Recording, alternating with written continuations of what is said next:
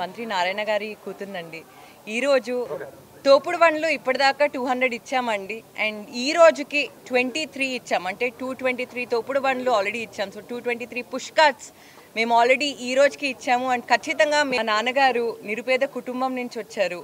నిరుపేదల సమస్యలు తెలుసుకున్నారు. ప్రచారం చేస్తున్నప్పుడు ఇంటింటికి వెళ్తున్నప్పుడు ఎన్నో సమస్యలు చెప్పారు. చాలా వరకు అమ్మ మాకు ఆర్థిక సహాయం చేయండి అమ్మ, మేము ఈ పే చెప్పుకొని రుణపడి ఉంటాము అని. ప్రజలకి తినడానికి ఒక మంచి తిండి కావాలండి, ఉండడానికి ఇల్లు, అండ్ అదేవిధంగా ఏదో ఒకటి పని చేసుకోవడానికి పని కూడా కావాలి. సో అందుకని మా నాన్నగారు చంద్రబాబు నాయుడు గారు ఆలోచించి అండ్ అదేవిధంగా ఆల్రెడీ 200 ఇచ్చాము మేము. అండ్ ఇప్పుడు 23 ఇస్తున్నాము, ఆల్రెడీ ఇచ్చాము.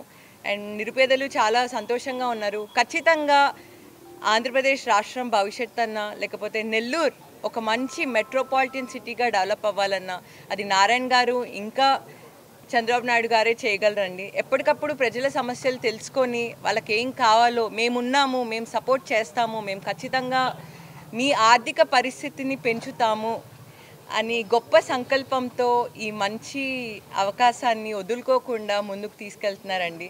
సో ఇది మా సొంత ట్రస్ట్ నుంచే ఇస్తున్నామండి, నారాయణ ట్రస్ట్ అని. దానిలో నేను, మా కుటుంబంలో మా అమ్మగారు, మా అక్క సింధక్క, మా బావ పునీత్ బావ మేమున్నాము మెంబర్స్గా.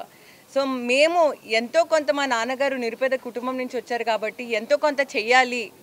ఈ పొజిషన్కి నేను వచ్చాను, నేను నా నెల్లూరులో నేను పుట్టినూరికి ఎంతో ఒకటి చేస్తే నాకు చాలా సంతోషంగా ఉంటుందని గొప్ప సంకల్పం తీసుకున్నారు. మీ అందరికీ ఆల్రెడీ తెలుసుంటుంది, టీడీపీ ప్రభుత్వం వచ్చేసిందండి. పెన్షన్ ఆల్రెడీ రిలీజ్ చేస్తున్నారు, నెలకి 4000 రూపీస్ వస్తున్నాయి. అండ్ అదేవిధంగా అన్న క్యాంటీన్స్ కూడా మొన్నటితో తీసుకుంటే 100 అన్న క్యాంటీన్స్ ఓపెన్ చేశారండి. ఖచ్చితంగా మా నాన్నగారు చంద్రబాబు నాయుడు గారు అనుకున్నది 100% చేసి తీరుతారు. మీ అందరికీ మా కుటుంబం నాన్నగారు చంద్రబాబు నాయుడు గారు ఉన్నారండి. అండ్ డెఫినెట్గా నిరుపేదలకి మంచి రోజులు రాబోతున్నాయి. నమస్తే.